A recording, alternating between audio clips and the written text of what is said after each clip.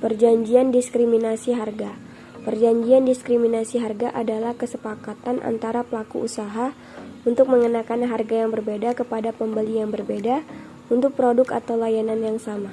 Perjanjian ini dianggap sebagai persaingan usaha tidak sehat dan dilarang dalam Undang-Undang Nomor 5 Tahun 1999. Diskriminasi harga merupakan strategi penjualan yang bertujuan untuk meningkatkan volume penjualan dan laba. Penjual menetapkan harga yang berbeda berdasarkan apa yang menurutnya dapat disetujui oleh pelanggan. Contoh diskriminasi harga yaitu ketika maskapai penerbangan mengenakan harga yang berbeda kepada dua penumpang yang duduk di kursi yang sama dan menerima layanan yang sama. Penumpang yang memesan tiket 2 bulan sebelumnya akan dikenakan harga yang berbeda dengan penumpang yang membeli tiket hanya 2 hari sebelum penerbangan. Penetapan harga jual kembali. Penetapan harga jual kembali atau resale price maintenance atau RPM adalah praktik di mana produsen atau pemasok menetapkan harga minimum atau harga tertentu yang harus diikuti oleh pengecer ketika menjual produk kepada konsumen. Dengan kata lain, produsen mengontrol harga jual kembali produk mereka di pasar, mengurangi fleksibilitas pengecer dalam menentukan harga jual. Penetapan harga jual kembali atau resale price maintenance atau RPM merupakan salah satu produk perjanjian yang dilarang dalam banyak sistem hukum, terutama yang mengatur tentang persaingan usaha. Praktik ini dianggap melanggar prinsip persaingan sehat karena membatasi kebebasan pengecer dalam menentukan harga jual produk mereka dan dapat merugikan konsumen.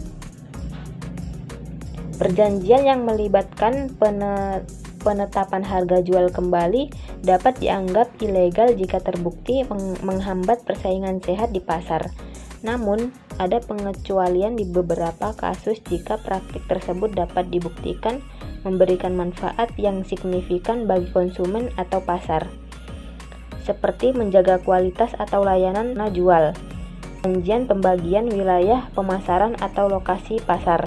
Perjanjian pembagian wilayah pemasaran atau lokasi pasar adalah salah satu bentuk perjanjian yang dilarang dalam hukum persaingan usaha. Dalam perjanjian ini, dua atau lebih pelaku usaha sepakat untuk membagi pasar berdasarkan wilayah geografis, kelompok pelanggan, atau jenis produk sehingga masing-masing pihak tidak bersaing satu sama lain di area atau segmen yang telah disepakati. Pandangan hukum Islam terhadap praktek di atas. Dalam perspektif hukum Islam, praktek-praktek seperti diskriminasi harga, jual rugi, predatory pricing, penetapan harga jual kembali, dan perjanjian pembagian wilayah pemasaran memiliki implikasi etis dan hukum yang dinilai berdasarkan prinsip-prinsip keadilan, kejujuran, serta larangan terhadap riba, gharar, ketidakpastian, dan doror, kerugian. Berikut pandangan hukum Islam terhadap masing-masing praktek tersebut. Yang pertama, perjanjian diskriminasi harga. Diskriminasi harga yang tidak berdasarkan alasan yang sahih seperti perbedaan dalam biaya transportasi atau kuantitas yang besar dan hanya bertujuan untuk memperoleh keuntungan yang tidak adil atau merugikan kelompok tertentu dapat dianggap melanggar prinsip keadilan dan kejujuran dalam Islam. Ini bisa termasuk dalam kategori ghabin fahishi atau penipuan harga besar yang dilarang dalam Islam.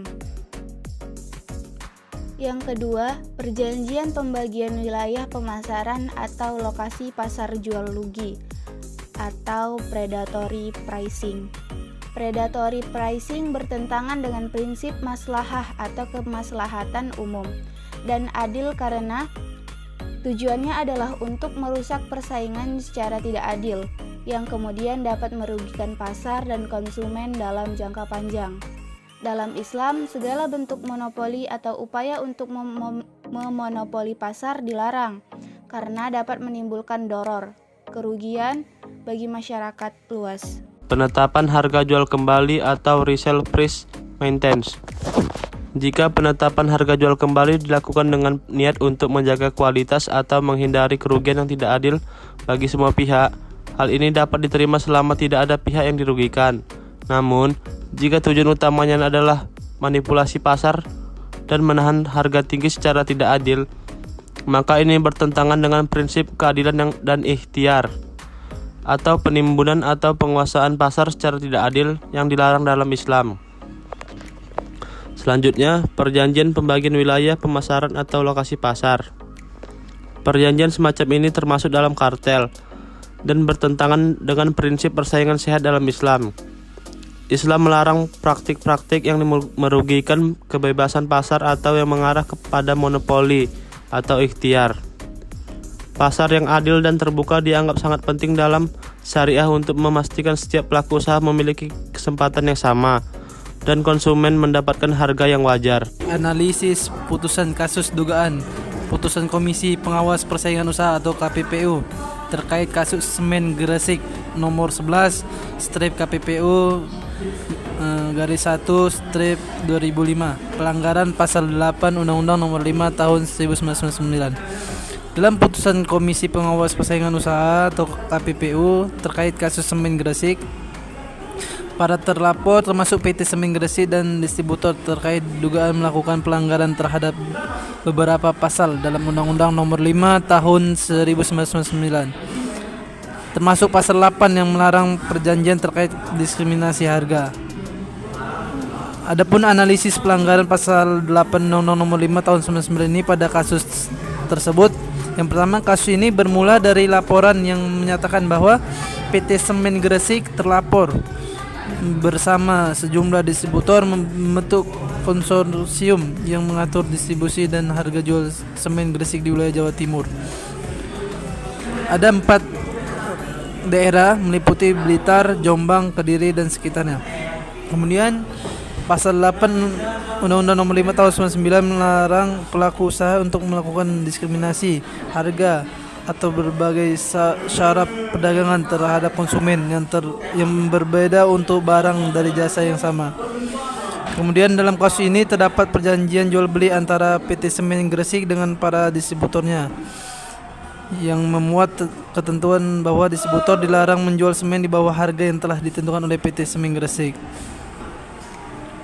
Kemudian Majelis KPPU menemukan bahwa para distributor diwajibkan untuk mematuhi harga yang ditentukan dan tidak boleh menjual semen lebih murah.